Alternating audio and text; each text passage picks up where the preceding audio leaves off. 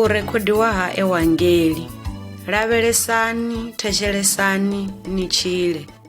Bugu ya u thoma.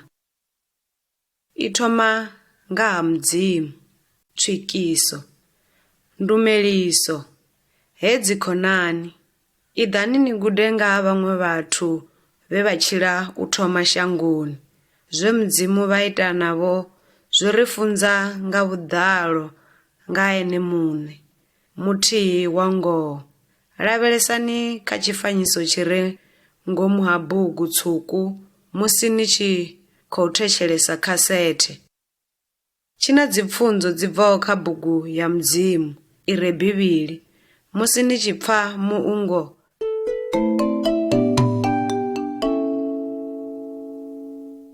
vulani siaṱari ḽi tevhelaho. Tshifanyiso tsha u thoma. Adamu na dziphukha, Genesis verse 1:1-2 verse 14. Mathomoni hovha hu na Mudzimu fhedzi, hovha hu sina tshiṅwe tshivhungwa tshi re hone. Hu na Mudzimu muthihi fhedzi, ene ndi muya, u ḓivha zwithu zwoṱhe nahone u hoṱhe hoṱhe. Shango ḽine ra ḽi ḓivha ṋamusi ḽo vha ḽi siho. Mudzimu o sika zwithu zwoṱhe zwi re shangoni na zwi re kha lutombo. O ita tshedza, nga murahu Mudzimu a ita lutombo. Ha itwa makole, ha kona u itwa shango. A khethekanya lwanzhe na shango ḽo omaho, nahone zwimelaho zwa thoma u mela. Zwenezwo Mudzimu a ita ḓuvha, ṅwedzi na dziṋaledzi.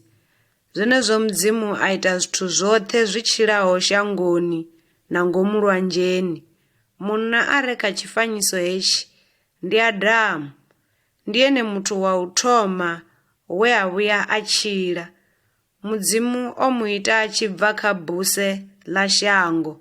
Mudzimu o ita muthu nga tshifanyiso tshawe, hu u itela uri muthu a kone u ḓivha Mudzimu, hu u itela uri muya wa muthu u kone u vha muthihi na muya wa Mudzimu. Mihumbulo ya muthu na zwine muthu a tama zwi tendelana na zwa Mudzimu, nahone o tshimbila na Mudzimu. Nahone Mudzimu a vhona zwa uri zwoṱhe zwe a ita ndi zwavhuḓi.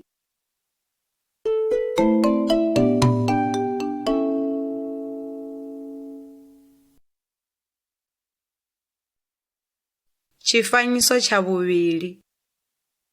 Musadzi wa Adamu, Genesis 1:27-28, Genesis 2:15-25.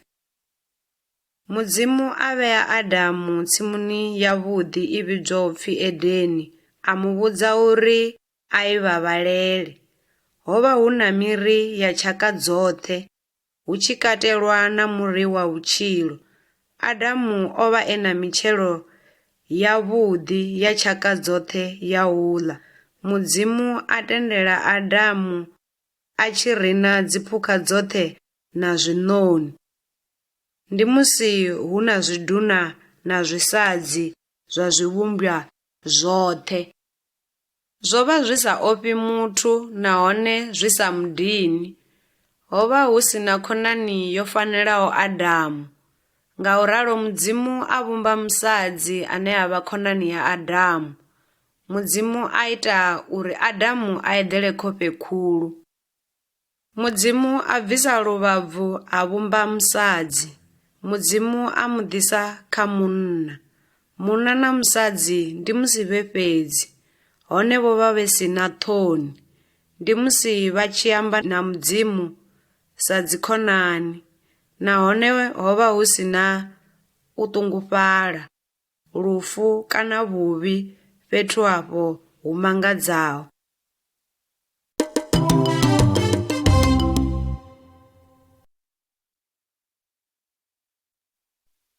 Tshifanyiso tsha vhuraru. Nowa nga ngomu tsimuni, Genesis 2:16, Genesis 3. Mudzimu a vhudza munna Adamu ari, wo vhofhololwa u ḽa mutshelo wa muri muṅwe na muṅwe nga ngomu tsimuni, hone hu songo ḽa mitshelo ya muri u re vhukati ha tsimu wa u ṱalukanya vhuḓi na vhuvhi, ngauri musi u tshi ḓo ḽa wone u ḓo fa. Hone Saṱhane a fhura musadzi wa Adamu. Saṱhane ndi musi e murumwa wa Mudzimu, hone a shandukela Mudzimu we a muvhumba, a funa u ṱoḓa u fhira Mudzimu. Ngauralo Mudzimu a mu pandela ṱaḓulu, ndi hone Saṱhane a tshi vha swina ḽa Mudzimu. Saṱhane a re muvhi a ḓa kha musadzi e kha tshivhumbeo tsha u naka tsha Nowa. Saṱhane a kombetshedza musadzi uri a ḽe mutshelo wo iliswaho. Saṱhane a mu vhudza uri ha nga fi arali o ḽa uyo mutshelo. Musadzi a ḽa, a ṋea Adamu muṅwe mutshelo. Musi vha tshi tou ḽa, vha ḓivha uri a vho ngo ambara, vha ḓifukedza nga maṱari, vha thoma u dzumbama Mudzimu.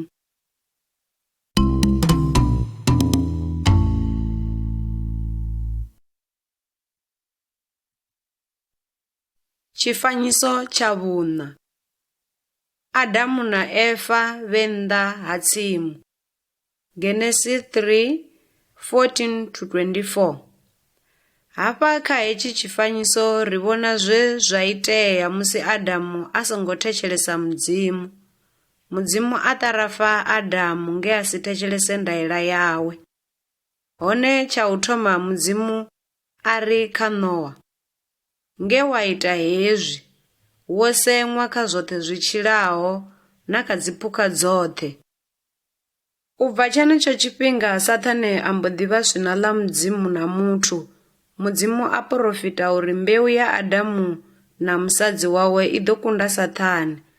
Yesu o ita hezwi musi a tshi fela zwivhi zwa shango, nahone a vuwa vhafuni. Mudzimu a vhudza musadzi ari, ndi ḓo u engedzela maṱhupho wo ḓi hwala na musi u tshi beba.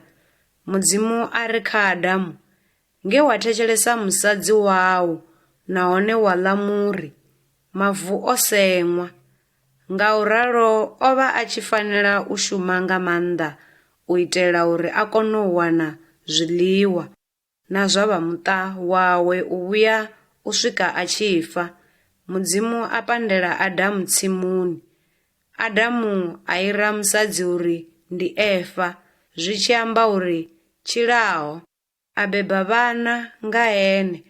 Vhathu vhoṱhe ndi vhaḓuhulu vha Adamu na Efa.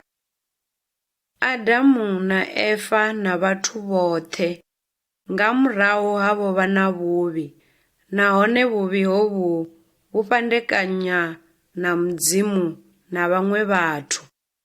Roṱhe a ri thetshelesi Mudzimu.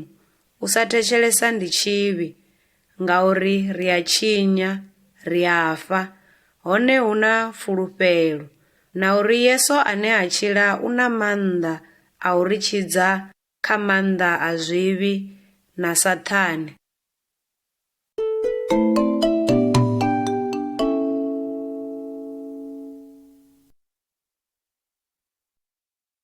Tshifanyiso tsha vhuṱanu. Noahe na Araka. Genesis chapter 6 from verse 1 to chapter 7 verse 5.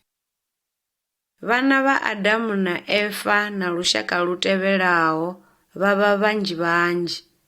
Vha tevhela dzinḓila dza Saṱhane, nahone vha ita zwo khakheaho. Mudzimu o ḓisola uri o vhumbelani muthu. Ndi muthu muthihi fhedzi we a lingedza u takadza Mudzimu. Dzina ḽawe ndi Noahe. Nga ḽiṅwe ḓuvha Mudzimu a amba na Noahe ari, ndi khou ya u fhedza vhathu vhoṱhe, ngauri shango ḽo ḓala vhuvhi nga mulandu wavho. Ḓifhaṱele gungwa. Gungwa ndi tshikepe tshihulu kana tshikepe. ndi khou ya u ḓisa muḓalo shangoni u itela u fhedza tshiṅwe na tshiṅwe tshi tshilaho. Hone ndi vhofha mulanga na iwe, dzhena gungwani, iwe na musadzi wau na vhana vhau, muṅwe na musadzi wawe. Dzhena gungwani na phukha iṅwe na iṅwe ya nduna na ya tsadzi na zwiṋoni u itela uri zwi tshile. Mudzimu o vhudza Noahe uri a fhaṱise hani gungwa. Noahe a ita zwoṱhe zwe Mudzimu a muvhudza. Musi a tshi khou fhaṱa gungwa, Noahe o vha a tshi ita a tshi kaidza vhathu, a tshi vha vhudza uri Mudzimu u ḓo vha fhedza. Hone a vho ngo shanduka kha nḓila dzavho mmbi. Huna vhafunzi vhanzhi zwivhidzoni, huna vhafunzi vhanzhi zwivhidzoni, huna vhafunzi vhanzhi zwivhidzoni, vhane vha ri tshivhidzoni tshanga hu ita zwine nṋe sa mufunzi nda funa. huna vhafunzi vhanzhi zwivhidzoni, huna vhafunzi vhanzhi zwivhidzoni, huna vhafunzi vhanzhi zwivhidzoni, vhane vha ri tshivhidzoni tshanga hu ita zwine nṋe sa mufunzi nda funa. vhafuna zwavho zwivhidzoni, vhafuna zwavho zwivhidzoni, vhatama zwavho zwivhidzoni, vhafuna tshita zwine vhafuna zwivhidzoni, nṋe sa mufunzi. vhafuna zwavho zwivhidzoni, vhafuna zwavho zwivhidzoni, vhatama zwavho zwivhidzoni, vhafuna tshita zwine vhafuna zwivhidzoni, nṋe sa mufunzi.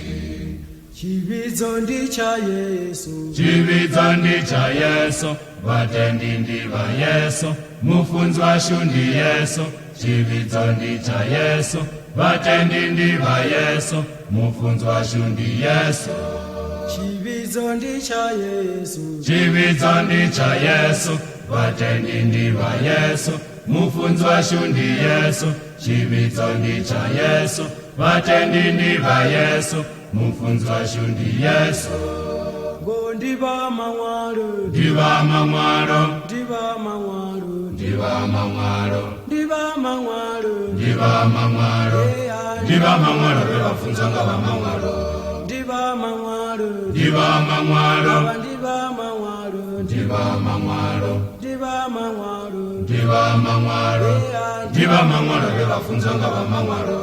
ndiva vhuṱali, ndiva vhuṱali, ndiva vhuṱali, ndiva vhuṱali, ndiva vhuṱali, ndiva vhuṱali, ndiva vhuṱali vhano bva vhukovhela. ndiva vhuṱali, ndiva vhuṱali, ndiva dzifilosofi we, ndiva vhuṱali, ndiva vhuṱali, ndiva vhuṱali, ndiva vhuṱali vhano bva vhukovhela. ndivalisa, ndivalisa, ndivalisa, ndivalisa, ndivalisa, ndivalisa, ndivalisa vhokelaho. ndivalisa, ndivalisa, ndivalisa, ndivalisa, ndivalisa, ndivalisa, ndivalisa vhokelaho.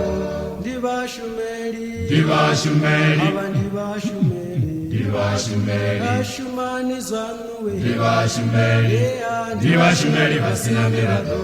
ndivashumeli, ndivashumeli, avashumi kerekeni, ndivashumeli, vashuma dzingadheni dzavo, ndivashumeli, ndivashumeli vasina miraḓo.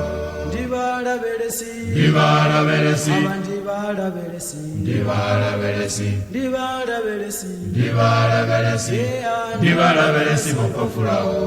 ndivalavelesi, ndivalavelesi, ava ndivalavelesi, ndivalavelesi, ndivalavelesi, ndivalavelesi, ndivalavelesi vhofhofhulaho. ndidziboso, ndidziboso, tuna dzinjinga, ndidziboso, asadali na buse, ndidziboso, ndidziboso dzisafi bivhili. ndidziboso, ndidziboso, Biblia idzikaidzi, ndidziboso, ikaidza vamwe, ndidziboso, ndidziboso dzisafi bivhili. chividzo ndi cha Yesu, chividzo ndi cha Yesu, vatendi ndi va Yesu, mufunzi washu ndi Yesu, chividzo ndi cha Yesu, vatendi ndi va Yesu, mufunzi washu ndi Yesu. Chifanyiso cha vhurathi. Mudalo muhulu. Genesi 7:6-23. Mudzimu u a ita zwe a fhulufhedzisa. Noahe na vha muṱa wawe na dziphukha dzoṱhe zwa dzhena gungwani. Mudzimu a vala vothi a vha valela ngomu. Nga murahu ha maḓuvha a sumbe, mvula ya thoma una. Yana maḓuvha a 40 na vhusiku hao. Zwisima zwa thoma u ṱaha zwi tshi bva mavuni, nahone shango ḽoṱhe ḽo fukedzwa nga maḓi mahulu. Muthu muṅwe na muṅwe na phukha na zwiṋoni zwi re nga nnḓa ha gungwa zwafa. Vhathu a vho ngo shanduka, vha kha ḓi vha na vhuvhi, vha na maitele a vhuvhi, vha tendela Saṱhane, vha hana u thetshelesa Mudzimu. Mudzimu vha a ri vhudza kha ipfi ḽavho, Bivhili, uri nga ḽiṅwe ḓuvha Yesu u ḓo vhuya hafhu a haṱula vhuvhi ha vhathu vhoṱhe. Hone Mudzimu o lugisa nḓila ya u ponyoka kha vhathu vhoṱhe vhane vha ḓo mutenda na u muthetshelesa.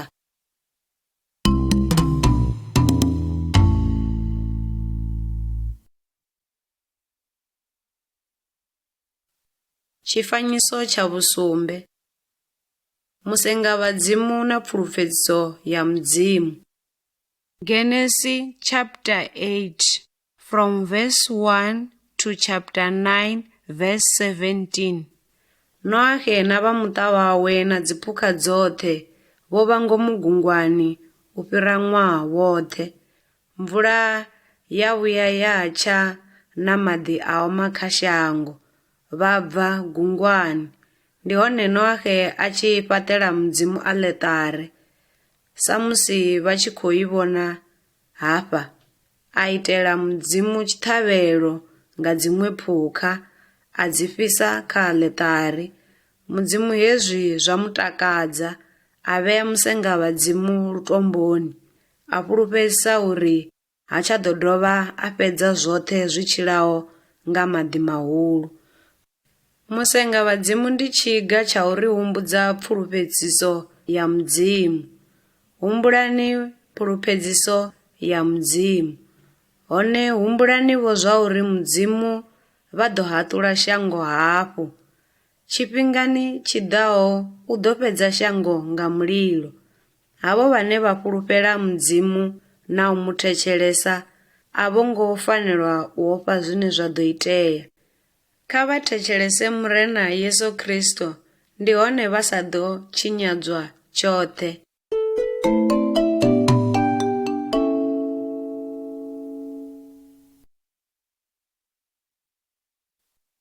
Tshifanyiso tsha vhumalo.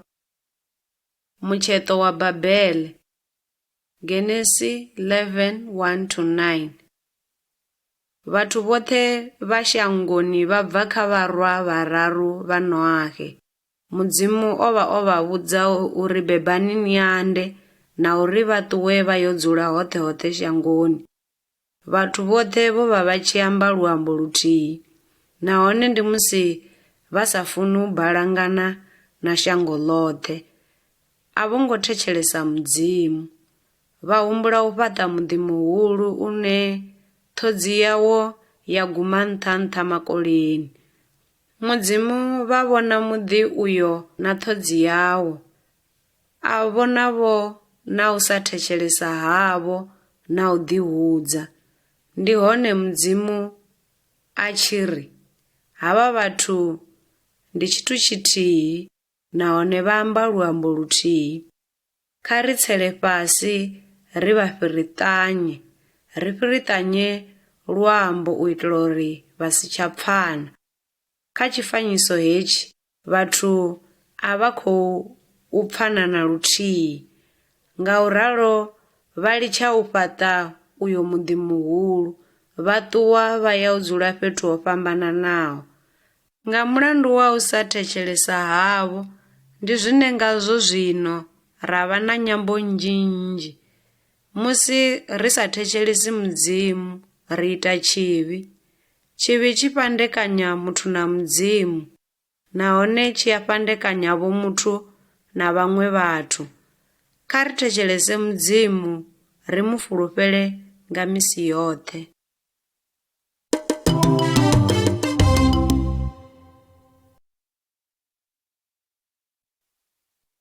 Tshifanyiso tsha vhuṱahe.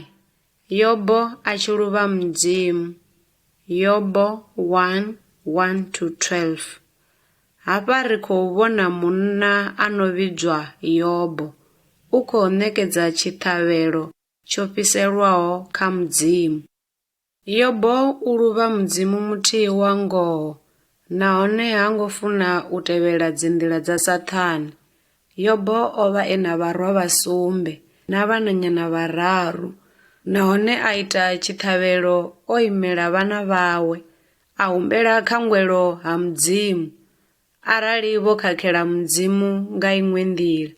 Mudzimu ndi musi vha tshi takadzwa nga Yobo, a mu fhaṱutshedza na u ita uri a bvele phanḓa.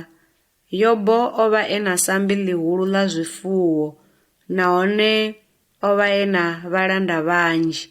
Nga ḽiṅwe ḓuvha Mudzimu a vhudza Saṱhane uri Yobo u a mutakadza. Ndi hone Saṱhane a tshi thoma u vhea Yobo mulandu phanḓa ha Mudzimu, nahone a ri Yobo u luvha iwe fhedzi, a tshi itela uri a pfume.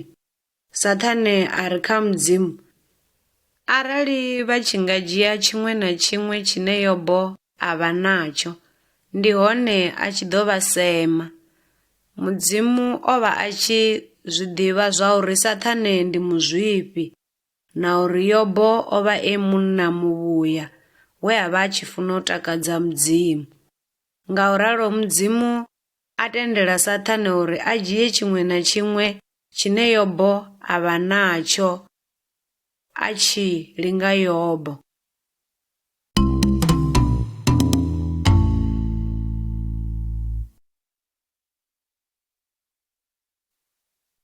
Tshifanyiso tsha vhufumi. Yobo e kha u lila. Yobo 1:13-22. Tshifanyiso hetshi tshi sumba nga ha ḓuvha ḽa u ṱungufhala huhulu ha Yobo.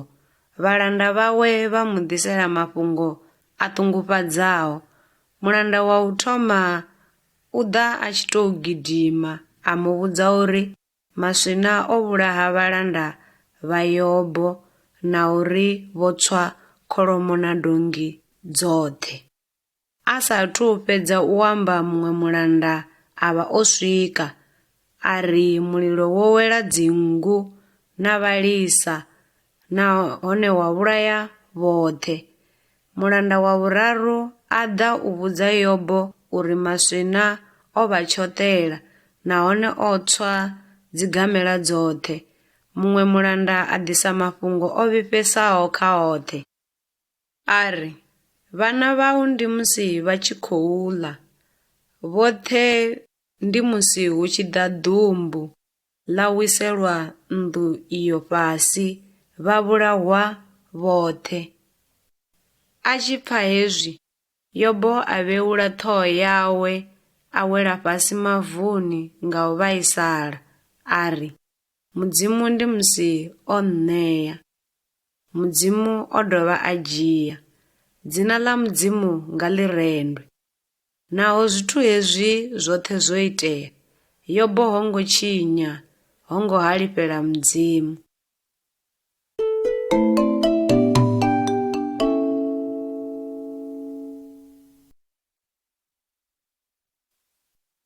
Tshifanyiso tsha vhufumi na vhuthihi. Yobo a tshi tambula. Yobo chapter 2 from verse 1 to chapter 41 verse 34.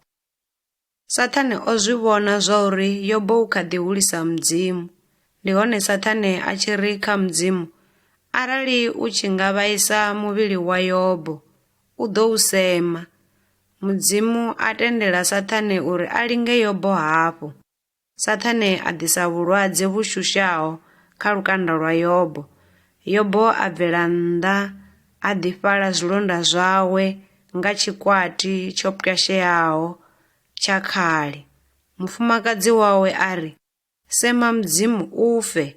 Hone Yobo a fhindula a ri, na ri ḓo ṱanganedza zwivhuya fhedzi kha mudzimu, kana hu si dzikhakhathi na? Khonani dza Yobo tharu dza amba naye maḓuvha manzhi.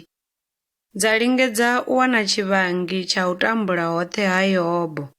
Vha ri u fanela u vha o ita tshiṅwe tshithu tsho vhifhaho, na uri ndi zwine mudzimu a khou muṱarafa ngazwo. Yobo a si tendelane na zwine vha amba. Ngauralo a vhudzisedza dzinḓila dza mudzimu, hone a si vhuye a ṱanutshela mudzimu. Nga murahuni mudzimu a sumbedza vhuhulu hawe na nḓivho yawe yoṱhe kha Yobo.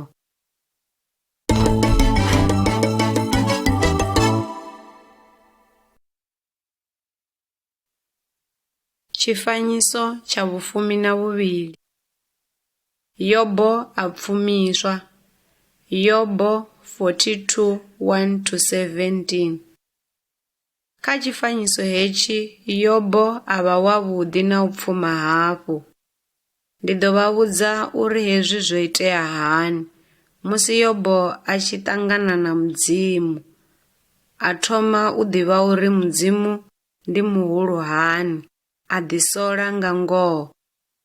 Ndi hone mudzimu a tshi amba na wa vhahaṱuli vha Yobo ane a pfi Elifasi a ri, ndo sinyutshela iwe na khonani dzau mbili, nge u si ambe nga ha nṋe zwavhuḓi kha mulanda wanga Yobo. Mudzimu a vhudzavho Yobo uri a vha fhisele tshiṱhavhelo, na uri mulanda wawe Yobo a vha rabelele. Mudzimu a dovhavho a ri u ḓo vha hangwela. Yobo a rabelela khonani dzawe, na mudzimu a ṱanganedza thabelo yawe. Nga murahu ha hezwi mudzimu a ita uri Yobo a vhe wavhuḓi, nahone a dovhe a pfume. Khonani dza Yobo na mashaka awe vha ḓa u takala naye na u mu ḓisela zwifhiwa. Mudzimu a mu ṋea vharwa vhasumbe na vhananyana vhararu vha u naka. A tshilela u vhona vhaḓuhulu vhawe vhanzhi, nahone a fa o no kala nga maanḓa. Mudzimu vha ṱoḓa riṋe ri tshi fulufhela na uri ri si fhele mbilu musi ri tshi tambula. Mudzimu vha a zwi ḓivha uri ndi ngani ri tshi tambula kha vhuno vhutshilo. Vha laula zwoṱhe zwine zwa itea. Humbulani, mudzimu vha a ri funa nahone vha ṱoḓa zwavhuḓi kha havho vhane vha vha hulisa.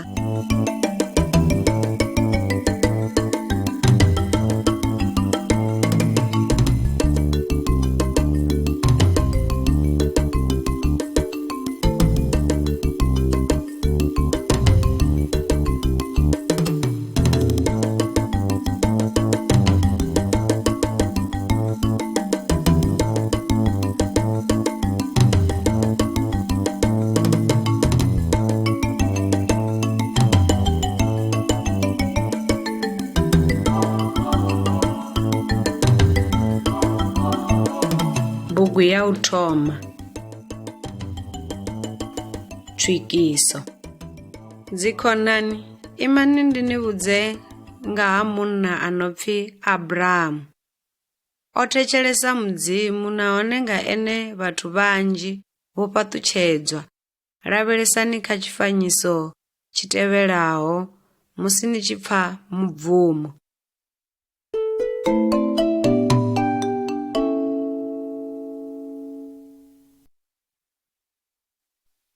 Tshifanyiso tsha 13 Abramu u ṱutshela haya. Genesis chapter 12 from verse 1 to chapter 13 verse 4.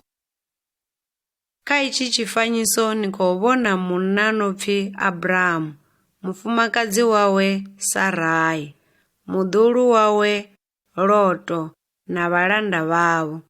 Vho fara lwendo lulapfu nge Mudzimu vha amba na Abrahamu vha tshi ri, ṱutshela shango ḽa hau na lushaka lwa hau na nnḓu ya khotsi yau, u ye shangoni ḽine nda ḓo u sumbedza. Ndi ḓo ita lushaka luhulu, ndi ḓo u fhaṱutshedza, dzina ḽau ḽi ḓo vha ḽihulu, u ḓo vha tshifhaṱutshedzi. Abramu a tenda pfulufhedziso ya Mudzimu. Ene na khonani dzawe vha dzhia thundu yavho yoṱhe, vha tshimbila maḓuvha manzhi u vhuya u swika vha tshi swika shangoni ḽa Kanana. Henengei Mudzimu vha bvelela kha Abrahamu. Mudzimu vha ri, heḽi shango ndi ḓo ḽi ṋea vhana vhau. Abrahamu o tshimbila kha heḽo shango, huno musi a tshi ḓa Negeva, nḓala ya dzhena shangoni iḽo, nahone ho vha hu si na zwiḽiwa zwine vha nga ḽa. Ngauralo Abrahamu na vhathu vhawe vho vha vha tshi fanela u ya shangoni ḽiṅwe ḽa Egipita u ṱoḓa zwiḽiwa, hone nga murahu ni a humela Kanana. Ngauri o vha a tshi fhulufhela zwe Mudzimu a mufhulufhedzisa. Mudzimu vho ri fhulufhedzisa vhutshilo vhuswa na fhethu ṱaḓulu. Sa Abrahamu ro fanela u mu thetshelesa u itela u ṱanganedza zwe Mudzimu a ri fhulufhedzisa.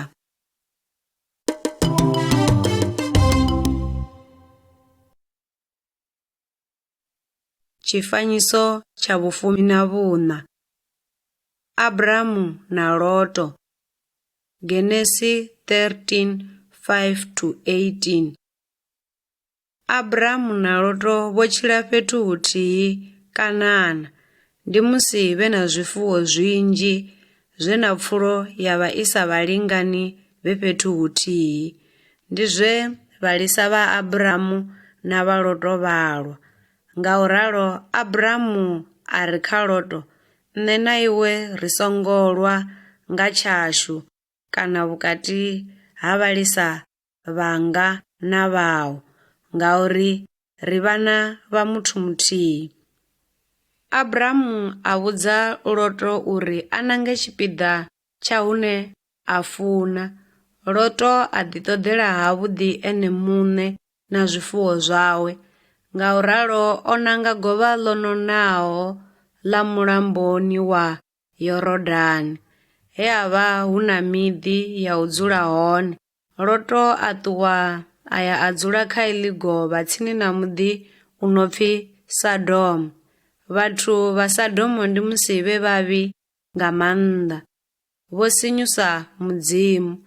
Abramu o dzula shangoni ḽa Kanana henengei. Mudzimu amba naye hafhu. Mudzimu a ri, shango ḽoṱhe ḽine wa ḽi vhona ndi ḓo ḽi ṋea iwe na vhana vhau u swika lini na lini. Dzikhonani, vhaṅwe vhathu vha nga tama u vha na zwavhuḓi vhutshiloni. Hone unga Abramu kha vha fulufhele Mudzimu sa izwi a ene a ri tondaho.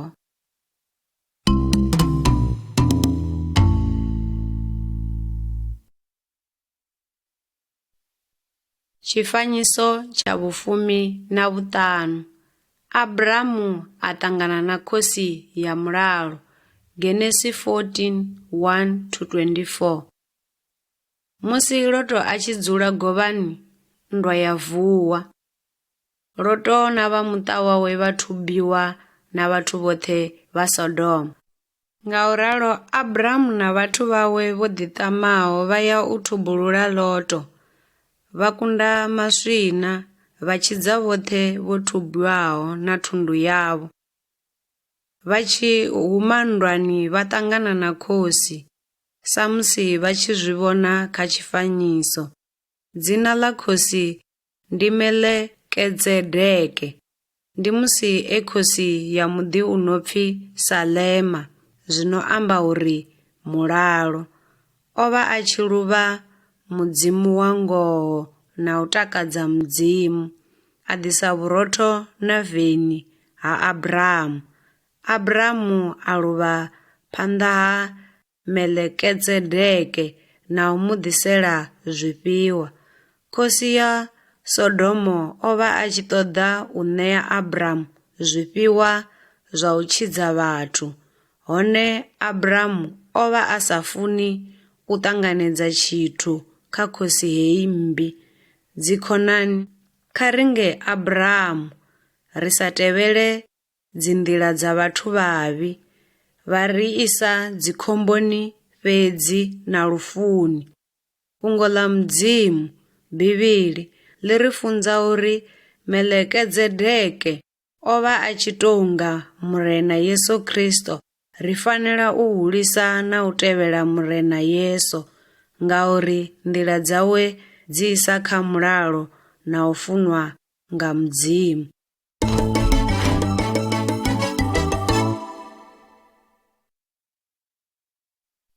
Tshifanyiso tsha vhufumi na vhuṱanu na vhuthihi. Abrahamu na dziṋaledzi, Genesi 15:1-21. Musi Abrahamu o no phulusa Loto na vhathu vhoṱhe, Loto o humela Sodomo. Mudzimu o amba na Abrahamu ari, u songo ofha Abrahamu, nṋe ndi tshiṱangu, mukovhe wau ndi muhulu. Mudzimu a dovha a ri kha Abrahamu, u ḓo mu ṋea iḽo shango uri a ḽi thube. Mudzimu o vha a tshi khou amba nga shango ḽa Kanana. Hone Abrahamu o vha o ṱungufhala nge mudzimu a vha a songo mu ṋea ṅwana.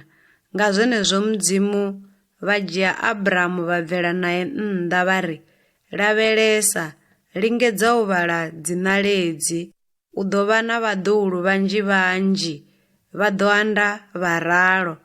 Abrahamu a fhulufhela pfulufhedziso ya mudzimu, naho o vha a si na vhana.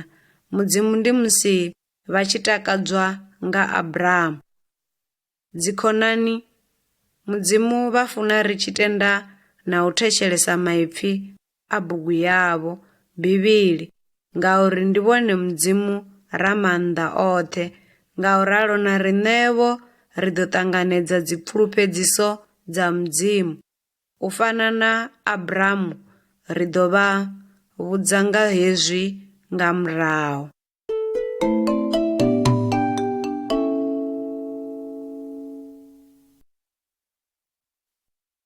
Tshifanyiso tsha vhufumi na vhuṱanu na vhuvhili.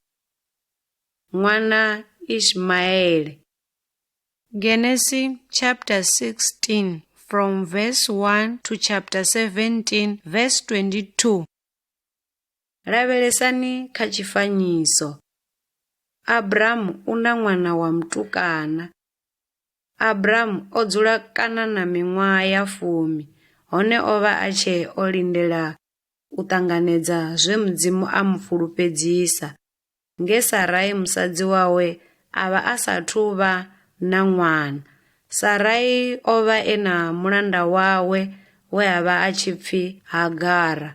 O vha a tshi funa Hagara a tshi bebiswa ṅwana nga Abrahamu, nahone a tshi itela u ḓo dzhia ṅwana a vha wawe.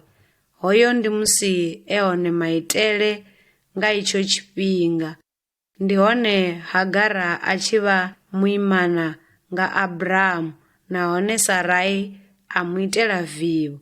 Sarai a mu fara nga nḓila ya tshiṱuhu, a tshi itela uri Hagara a shavhe. Hone murumwa wa mudzimu a ṱangana na Hagara, a mu fhumudza, a mu vhudza uri u ḓo vha na ṅwana wa mutukana a no pfi Ishmaele. Dzina ḽi amba uri mudzimu u a pfa. Mudzimu a ri u ḓo fhaṱutshedza Ishmaele. Ishmaele u ḓo lwa na vhanna vhoṱhe vhaṅwe. Ishmaele a begwa nga murahu a vha khotsi wa vhathu vha Ma-Arabu. Miṅwaha ya 13 Ishmaele o bebwa. Mudzimu a fhulufhedzisa Abramu na vhaḓuhulu vhawe shango ḽoṱhe ḽa Kanaana uri ndi ḽavho lini na lini. Hone Abramu na vhaḓuhulu vhawe vho vha vha tshi fanela u tenda maipfi a Mudzimu. Musi Abramu na miṅwaha ya 99, Mudzimu vho ḓa khae vha ri, ndi nṋe Mudzimu ra maanḓa oṱhe, tshimbila phanḓa hanga u nthetshelese kha tshiṅwe na tshiṅwe tshine wa ita. Ndi ḓo khwaṱhisa mulanga wanga vhukati hau na nṋe, nahone ndi ḓo ita uri vhaḓuhulu vhau vha vhe vhathu vhanzhi vhanzhi. Hoyu ndi mulanga wanga na iwe, u ḓo vha khotsi wa dzitshaka nnzhi. Ngauralo a u tsha ḓo pfi Abramu, dzina ḽau ḽi ḓo pfi Abrahamu, nga mulandu wa dzina ḽiswa ḽe Mudzimu a muṋea. Abrahamu o zwi ḓivha zwa uri Mudzimu vha ḓo mu ṋea vhaḓuhulu vhanzhi vhanzhi.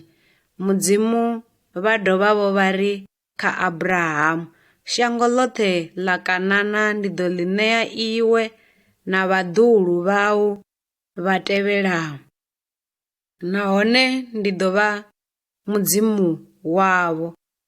Mudzimu a shandukisa dzina ḽa Sarai ḽa vha Sara. Mudzimu vha fhulufhedzisa u mu fhaṱutshedza na uri vha ḓo ṋea Abrahamu ṅwana wa mutukana nga ene. Zwiṅwe zwifhinga u fana na Abrahamu na Sara, riṋe ri a funa u ita zwithu nga nḓila yashu. Zwi nga ḓisa u ṱhuphea na u ṱungufhala hunzhi. Ri fanela u fhulufhela Mudzimu, ra mu thetshelesa na u mu lindela uri a shume ene muṋe.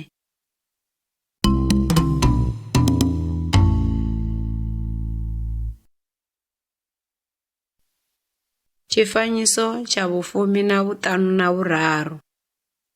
Sara a sea. Genesi 18:1-15. Ḽiṅwe ḓuvha musi Abrahamu na miṅwaha ya 99, vharuṅwa vhararu vha Mudzimu vha ḓa thumbani ya Abrahamu. Abrahamu a vhidza Sara a ri a mu lugisele zwiḽiwa, nahone ene a mu ṋee ene muṋe. Ndi hone avho vhanna vha tshi vhudzisa Abrahamu vha ri, musadzi wau Sara u ngafhi? Abrahamu a fhindula a ri, khouḽa ngomu thumbani. Muṅwe wa avho vhanna vhararu ndi musi Mudzimu ene muṋe, nahone a ri kha Abrahamu, ṅwakani ndi tshi ḓo vhuya hafhu nga tshenetshi tshifhinga, Sara musadzi wau u ḓo vha na ṅwana wa mutukana. Sara a mupfa, a ḓisetshela nge a vha na miṅwaha ya 90, ho ngo mutenda. Ndi hone Mudzimu a tshi amba na Abrahamu a ri, ndi ngani? Sara a tshi sea a ri, na nṋe nga ngoho ndi nga kha ḓi wana ṅwana zwino ndi mukegulu ngaurali? Na hu na tshine tsha konḓa kha Mudzimu? Sara u ḓo dovha a wana ṅwana wa mutukana.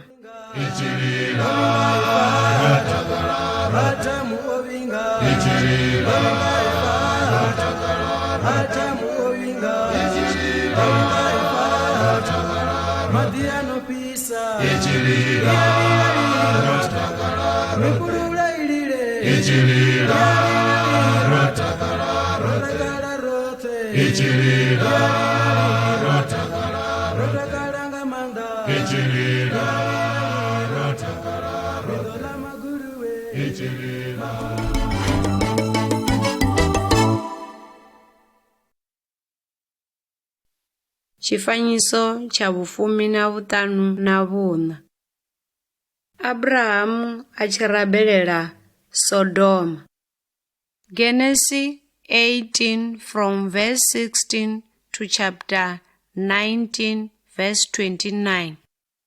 Hafha ri khou vhona Abrahamu na vharuṅwa vhararu. Mudzimu ndi musi vha tshi khou pulana u thutha miḓi ya Sodoma na Gomora, ngauri vhathu vha hone vho vha vha tshi khou ita zwithu zwo vhifhelaho Mudzimu. Ndi musi vho ṱutshela pulane ya Mudzimu ya u ṱangana hu khethwa vhukati ha munna na musadzi. Abrahamu a humbula Loto a amba kha murena. Mudzimu a ri, "Na u ḓo tshinyadza vha sina mulandu na vhatshinyi naa? Na muhaṱuli wa shango ḽoṱhe ha nga iti zwo lugaho naa?" Abrahamu a thoma u sivhelela kha Mudzimu uri a phuluse Sodoma. Tsha u fhedzisela Mudzimu vha ri a vha nga ḓo thutha Sodoma arali hu na vhathu vha 10 vha no shumela Mudzimu. Musi vharuṅwa vha Mudzimu vha tshi ḓa Sodoma, vha vhona vhuhulu ha vhathu vhe vhavhi, hone ho vha hu si na vhalanda vha no swika 10 vha no shumela Mudzimu muḓini wa Sodoma. Muthu we a vha muvhuya fhedzi ndi musi Loto. Vharuṅwa vha vhudza Loto na vha muṱa wawe uri vha shavhe Sodoma na u vha vhudza uri vha songo lavhelesa murahu. Ndi hone Mudzimu a tshi rumela mulilo u tshi bva ṱaḓulu u itela uri Sodoma na Gomora na vhathu vhoṱhe vhavhi zwi tshinyadzwe.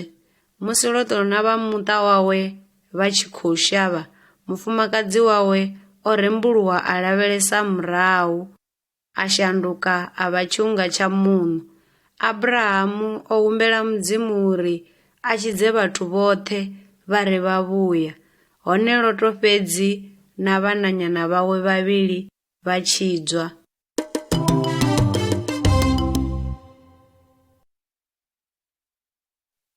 Tshifanyiso tsha vhufumbili. Tshiṱhavhelo tsha Abrahamu. Genesis chapter 21 from verse 1 to chapter 22 verse 19. Musi Sara na miṅwaha ya 90 a beba ṅwana wa mutukana, sa zwe Mudzimu vha fhulufhedzisa zwone Abrahamu. Vha mu ira dzina ḽa Isaka, zwino amba uri Asea. Musi Isaka mutukana, Mudzimu o linga Abrahamu. Mudzimu ndi musi a tshi ṱoḓa u vhona uri Abrahamu u ḓo mu thetshelesa naa. Mudzimu a ri khae, "Dzhia ṅwana wau onoyo muthihi fhedzi, Isaka, ane wa mufuna, u ṋekedzele ene sa tshiṱhavhelo." Abrahamu a thetshelesa Mudzimu, a fhulufhela zwa uri arali ofa, Mudzimu a nga kona u vusa Isaka vhafuni a dovha a tshila hafhu. A lugisa Isaka sa tshiṱhavhelo tsha Mudzimu, sa musi vha tshi khou zwi vhona kha itshi tshifanyiso. Zwenezwo Abrahamu a tshi tou angaladza lufhanga uri a vhulaye Isaka, muruṅwa wa Mudzimu a amba naye a ri, "Abrahamu, u songo vhaisa mutukana. Zwino ndi ḓivha uri u ofha Mudzimu, nge u si tshivhe murwa wau muthihi fhedzi, u tshi itela nṋe." Ndi hone Abrahamu a tshi vhona ngwana yo fashwa i tshiṱakani. Abrahamu a ṋekedza ngwana sa tshiṱhavhelo tsha Mudzimu vhuimoni ha mutukana wawe. Mudzimu a ri khae, "Nge wa thetshelesa ipfhi ḽanga, ndi ḓo u fhaṱutshedza nga ngoho, ndi ḓo itela zwivhuya. Nahone nga iwe, tshaka dzoṱhe dza shango nga iwe dzi ḓo fhaṱutshedzwa."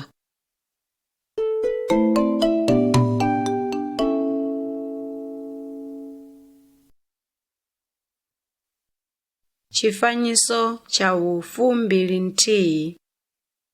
Abrahamu na mulanda wawe. Genesis 24 from verse 1 to chapter 25 verse 11.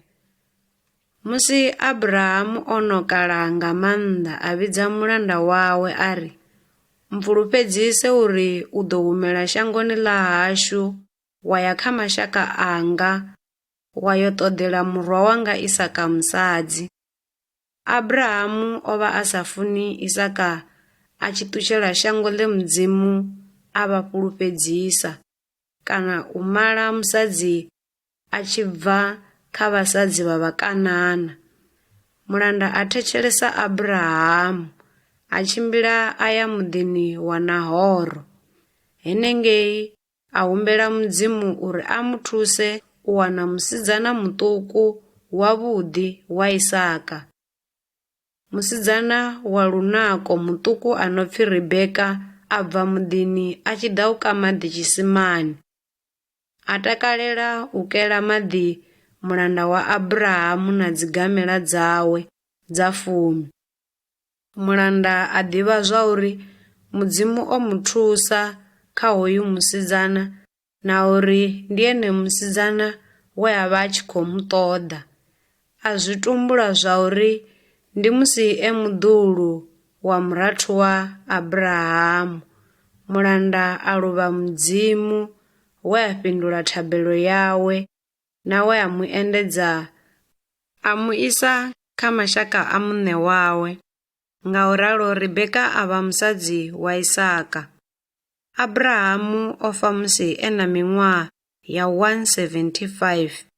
Vhutshiloni hawe hoṱhe o fulufhela Mudzimu na uri o vhulunga pfulufhedziso dzawe. Ngauralo Mudzimu o mu ṱanganedza a mu fhaṱutshedza. Mudzimu u kha ḓi fhaṱutshedza na havho vhoṱhe vhane vha mu fulufhela vhunga Abrahamu.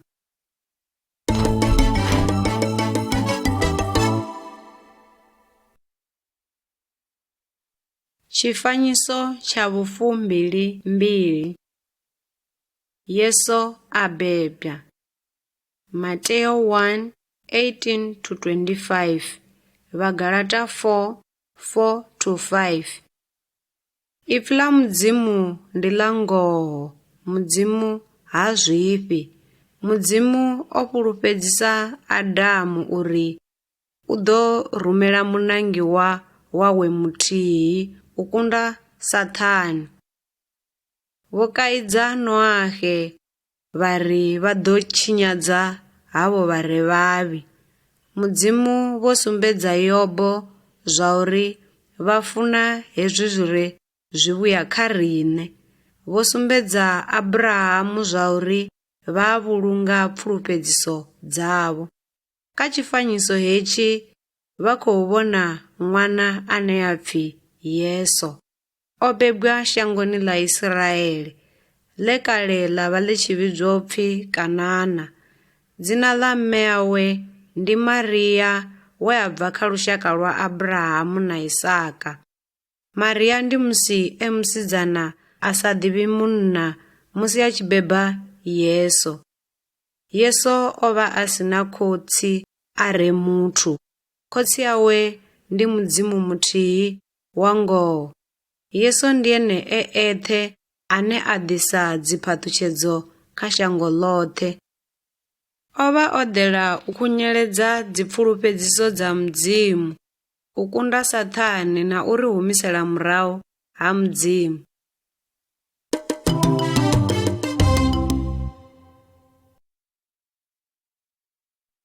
Tshifanyiso tsha 23. Lufu lwa Yesu. Vhagalata 3:13-14. Musi Yesu o tshila shangoni. Musi Yesu o aluwa uri avhe munna, o funza vhathu dzinḓila dza Mudzimu. Yesu o ita vhuṱolo vhunzhi u sumbedza uri u bva ha Mudzimu. Hone vhathu vhavhi a vho ngo mutenda. Vho vhulaha murena Yesu nga u tou mu ombela kha tshifhambano tsha thanda.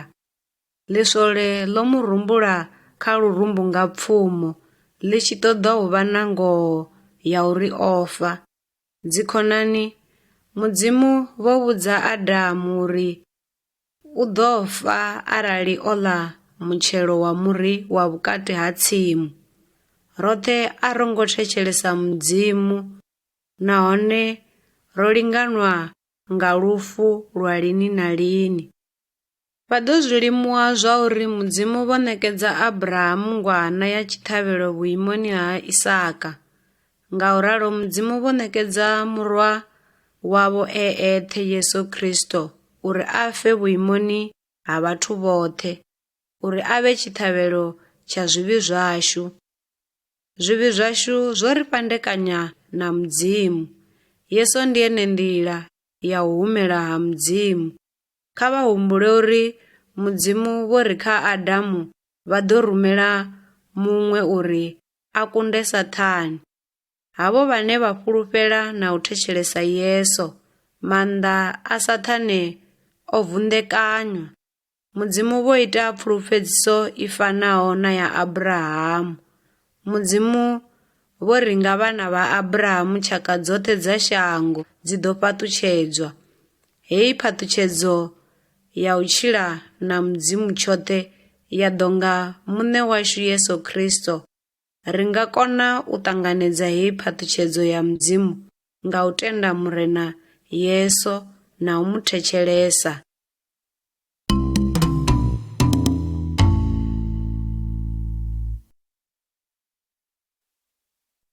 Tshifanyiso tsha 24. Yesu u a tshila. Yohane 20:19-29. Dzikhonani dza muṋe washu Yesu Kristo dzo vhulunga mutumbu wawe wo faho ngomu tshaloni. O vha ngomu tshaloni maḓuvha mararu, nga murahu a vuwa hafhu vhafuni tshaloni. Lufu a lwo ngo kona u fara Yesu, muthihi a bvaho ha Mudzimu.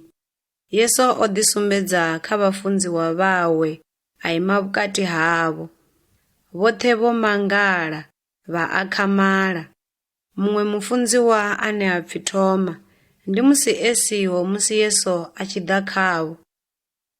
Thoma a ri khavho, nda sa vhona ntho ya mbambo yawe tshanḓani tshawe, nda longa munwe wanga lurumbuni lwawe, ndi nga si vhuye nda tenda. Musi vhege yo fhela Yesu a bvelela hafhu. Lavhelesani kha tshifanyiso. Yesu a sumbedza Thoma ntho dza zwibigiri zwanḓani zwawe, nahone a vhudza Thoma uri a longe zwanḓa zwawe lurumbuni lwawe. Yesu a ri, u songo vha a sa tendiho, ivha a tendaho. Yesu a ri, mashudu vhane naho vha songo mbona vha ḓi ntenda. Dzikhonani, ri songo fana na Thoma we a si fulufhele Mudzimu. Kha ri fane na Abrahamu we a fulufhela Mudzimu na u mu thetshelesa. Ndi nga u fulufhela muṋe washu Yesu na u mu thetshelesa uri ri kone u ḓivha Mudzimu tshoṱhe.